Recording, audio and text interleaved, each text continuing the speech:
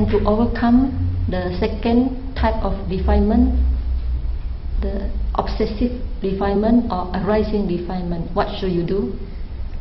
Un lai pārvarētu šo otrā līmeņa sārņus, tos, kas pārņem mūsu prātu, kas mums būtu jādara. For example, anger has arisen in your mind. How can you overcome your anger? Piemēram, dusmas ir ienākušas jūsu prātā. Kā jūs varat pārvarēt dusmas? How? Kā? Or you never angry? Vai nekad neesat bijuši dusmīgi? Or when anger arises in you, what do you do to overcome it or let it explode? Ko jūs darāt, kad dusmas rodas jūsos? Vai jūs ļaujat tām eksplodēt vai darāt ko citu? We forgive. Forgive. Piedodat, piedodat? So you are able to control it. Tātad tas nozīmē, ka jūs spējat kontrolēt tās. I think among maybe 10, 100 people, only 2 can control it. 98 cannot control it. Bet no 10 cilvēkiem varbūt 2 tikai spēj kontrolēt tās. So in Buddhist, in the teaching of the Buddha, we have many different ways to overcome it, because we know when the anger arisen in our mind, at that very moment we are suffering. Because when anger arises, our body becomes very hot, the heart beat very fast, the face turns to red. So at that moment we are suffering because of our own anger. Un budismā mums ir daudz veidu, kā pārvarēt dusmas. Piemēram, ja dusmas rodas mūsos, tad mēs ciešam. Mūsu ķermenis kļūst karsts, sirds sitas strauji, vaigi kļūst sārti. So the first one to overcome the anger is to transforming your mind. Un pirmais, lai pārvarētu savas dusmas, ir pārveidot prātu. Transforming the mind with opposite mental state. For example, what is the opposite mental state of anger? Un pārveidot savu prātu, ielaižot tajā pretēju prāta stāvokli. Un kas būtu pretējs dusmām? Can you answer me? Joy. Tātad prieks. Okay, in and Buddhist also peace. Somebody says peace. Okay, in Buddhist teaching we say metta, loving kindness, metta. Budismā mēs arī lietojam jēdzienu metta, kas nozīmē labvēlību. And the Buddha said that in a round of rebirth, I don't know whether you believe in rebirth or not, but I'm talking about the teaching of the Buddha. So the Buddha say, in a round of rebirth, we have many lives in the past and we have many lives in the future to come. So in a round of rebirth, Buddha say, you cannot find a person who has not been your father, brother, sister, son, husband, wife. Un budismā ir teikts, ka šajā pārdzimšanas valstībā, kur ir daudz pagājušo dzīvi un daudz nākamo dzīvju, jūs nevarat sastapt cilvēku, kurš nebūtu bijis vai nebūs kādreiz jūsu tēvs, māte, brālis vai māsa. So Buddha urged us to cultivate this loving kindness towards all beings. Un Buddha mudina mūs attīstīt labvēlību pret tik vienu dzīvu būtni. Wishing all beings be well and happy, free from suffering, mentally and physically. Vēlēt visām būtnēm būt brīvām, laimīgām, brīvām no ciešanām.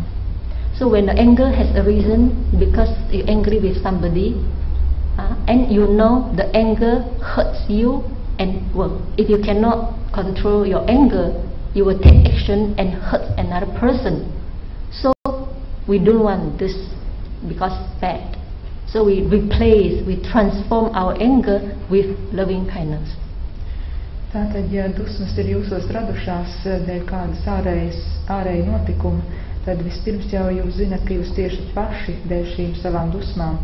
Un ja nekontrolējam savu prātu stāvokli un rīcību, tad mēs visticamāk arī radīsim ciešanas kādam cilvēkam. Zinot šo, budismā mēs cenšamies pārveidot prātu, dusmu vietā prātā ienest labvēlību. In Buddhist training, we have one type of meditation called loving kindness meditation. When we reach this loving kindness meditation can lead us achieve up to jhana. Up to jhana, then we spread our love to the whole universe. Un budisma apmācībā mēs izmantojam vienu meditāciju, ko sauc par metas meditāciju, jeb labvēlības meditāciju. Un praktizējot šo meditāciju var sasniegt augstākās džānas un šajā stāvoklī izsverot labvēlību visai pasaulē. And now, let's say you have lustful thought. You have married already. And now when your eye meet with a very sexual object, beautiful, let's say woman object, and your lustful thought has arisen in you, what will you do? Iedomāsimies, ka jūs esat precējies un jūs, piemēram, ieraugat kādu skaistu seksuālu sievieti un šī te iekārs pilna doma rodas jūsos. Nu, ko tad jūs darīsiet? We